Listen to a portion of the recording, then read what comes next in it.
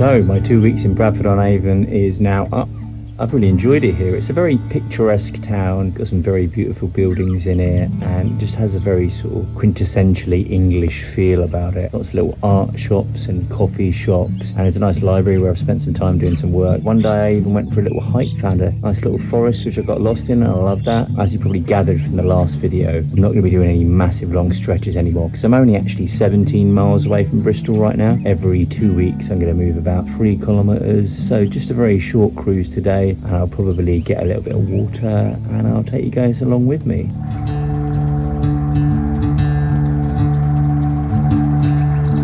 I was lucky enough to be blessed with a beautiful day as I sailed from Bradford on Avon. There was hardly anybody else on the canals and the sun was shining. You couldn't have asked for a better day for cruising. I didn't really know what to expect from my very first Aquaduct, but it actually turned out to be quite a pleasant experience as it's nestled right in the heart of some truly beautiful English countryside. And with there being a convenient car park nearby, I decided to moor up just on the other side of it.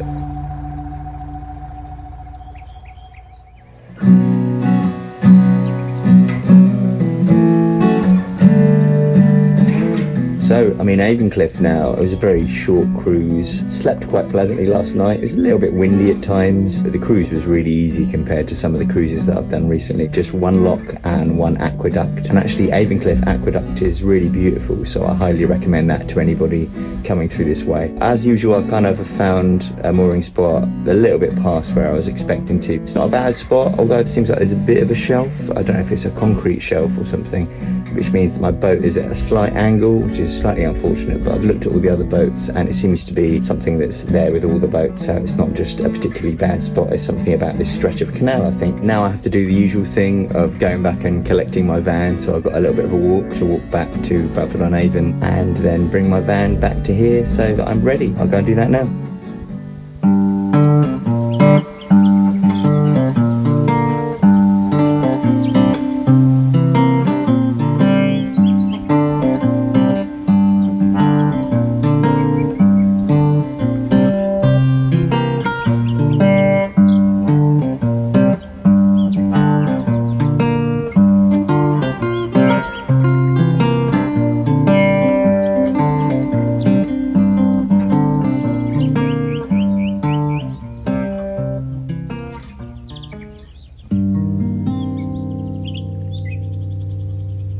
So after staying 2 weeks at Avoncliff Aqueduct, it's now time for me to move on again, and I'm going to move about 3 kilometres. I think I'm going to move to Limpley Stoke, which is a place that some of you may have heard of if you're anything to do with the K&A, because a lorry recently crashed into the bridge there, I think. But everything apparently is repaired. It's a bit like autumn when you consider it's July. It's kind of overcast and cold. Not great, but I'll take you guys along with me anyway.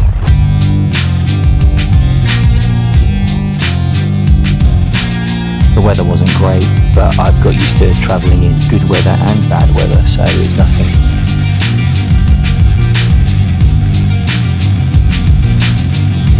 There were no locks, there were no swing bridges, everything was pretty standard. It was a pretty straightforward route.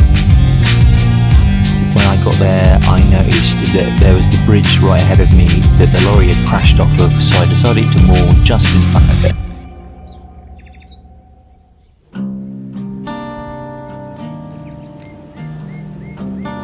So I just moored up in Limpley Stoke, and I think you can see the damage to the bridge on one side where that lorry hit it.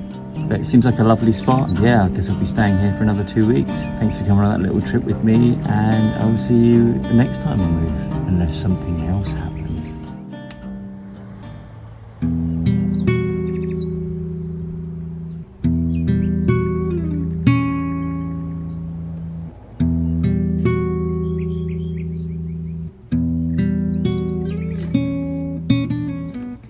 My 2 weeks is up in Limpley Stoke, and I'll be honest with you, I'm not that sad to see it go. I mean, it's very beautiful, it looks very beautiful, but there've been a couple of issues. There's like one sort of community shop which isn't open that much, and it's quite expensive.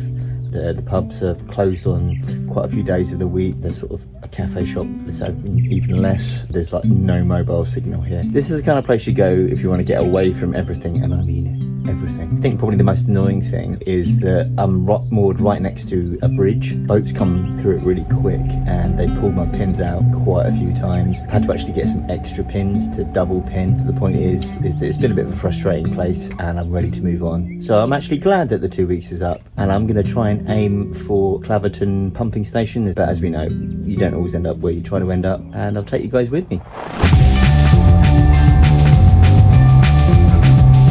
Setting out from Limpley Stoke, everything was pretty standard. I'm getting quite used to just cracking on with the day.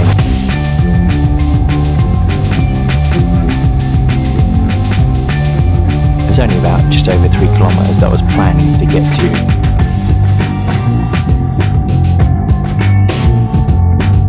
And actually there was another aqueduct up ahead, the Dundas Aqueduct.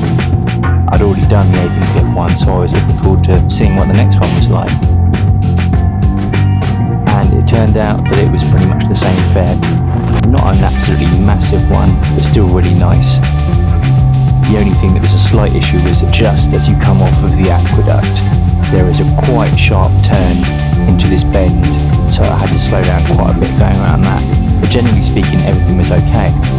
I didn't actually manage to moor up where I was planning to moor up, and I actually ended up much nearer Bath.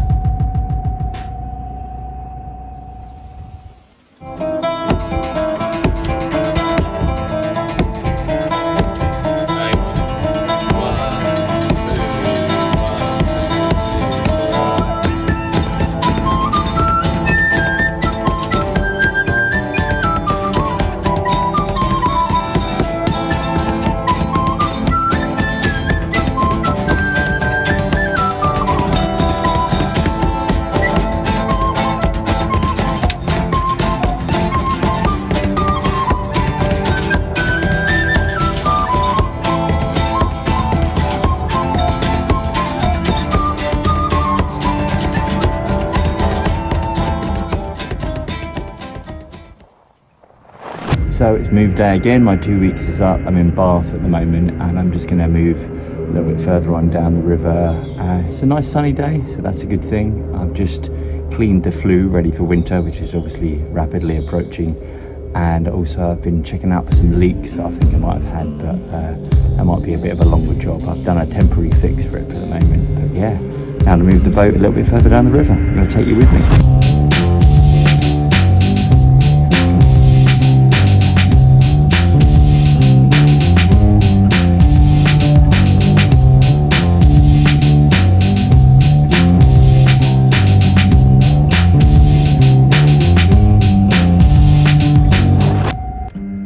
So I'm now moored up just outside Bath. It's a little bit shady, but that's cool. Probably means I won't get much solar, but batteries are pretty full from the cruise anyway, so everything should be fine. So yeah, I'm going to be here for the next 2 weeks and then just keep repeating and repeating and repeating. I'm kind of getting used to it now though. I only did one lock today, that was pretty cool. I met some boaters, a little chat with them around the lock, and they suggested the place that I'm moored at the moment, so it's always good to have a chat to the locals. It's going to be keep on heading down to Bristol and eventually get to Hannam, I guess. So yeah, cheers for coming with me.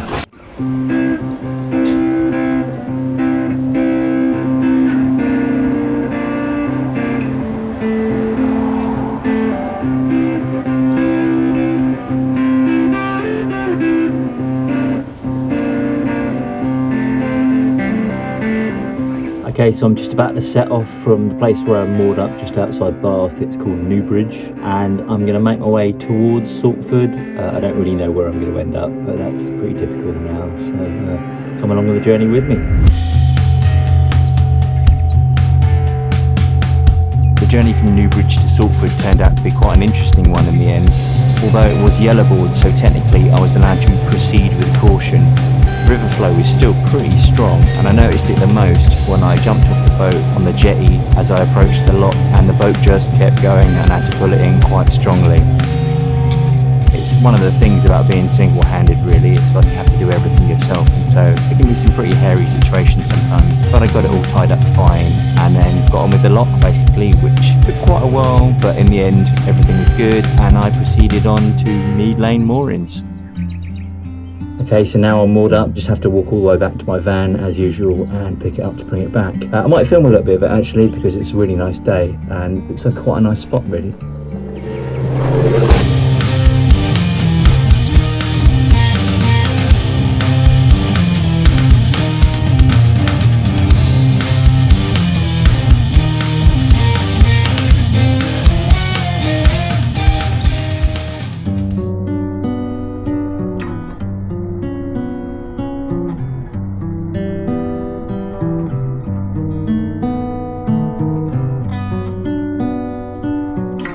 So I'm sitting here at the mooring at Saltford, and it looks like the river is on red boards again, so I can't actually move the boat even though my 2 weeks is up. I'm getting pretty close now to Bristol, so this is just the last little leg, and the weather is starting to turn a bit as well. It's getting a lot colder, so you know, I've definitely felt my mood change a little bit. I reckon Hannam is about as far as I'm going to go, really. But at the moment, yeah, feeling a little bit of frustration, a familiar kind of frustration. I have noticed that it's not as bad as the Thames, but the River Avon moves up and down quite a lot. I think I probably need to invest in some scaffolding poles again. I think they ended up getting lost like when my boat went for a trip, if you remember. If not, you should definitely go and watch the video where I talk about that, because that's mental. And I guess I'll just keep you guys posted the closer I get to Bristol. Cheers for watching.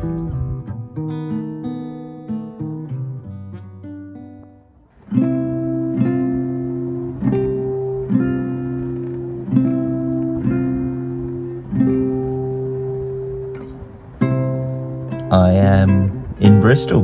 Well, Hannam to be exact. I'm pretty much as far as I'm gonna go. So the trip from Reading to Bristol is officially over. I guess that's that whole thing of like, it's about the journey and not the destination, right? And I think that's probably quite true in this situation, because Hannam's alright, but it's not a particularly picturesque place. And obviously because now it's autumn and things are a bit grey and, you know, not that interesting, that, you know, my arrival here has not been something that's been really wow, but it's cool. I've got to where I mean to get to. A couple of things have come up in my personal life that have meant that it's going to get interesting, like as to me moving the boat over the next couple of weeks, but I'll probably tell you guys about that later. So yeah, I'm here. I'm in Bristol. It seems a long time ago now that I set out, and it's good to finally be here, I guess. Good to be just like 10 minutes away from where I need to be in Bristol, closer to my girlfriend and closer to my work. When something takes that long, you just sort of, you get used to constantly travelling, so it's weird to think that I'm actually here now. You probably noticed that I didn't actually have any footage of me coming from Saltford to Hannam. I decided to film it for a reel instead. Something interesting that got left out at the end of it, by the time I was getting into Hannam, it was actually dark, and I've never really cruised in the dark before, and I think I know why. It's pretty gnarly. You can't really see the river ahead of you. Obviously, tunnel lights are designed for tunnels, right? They're not designed to illuminate the river in front of you. So yeah, I don't think I'll be doing much night cruising. That was definitely an accident, and I won't be repeating that. But yeah, I'm here now. Thanks for taking the journey with me from Reading to Bristol, and yeah, I'll just keep making more videos of my continuing adventures on my boat. Thanks for watching. Cheers, guys.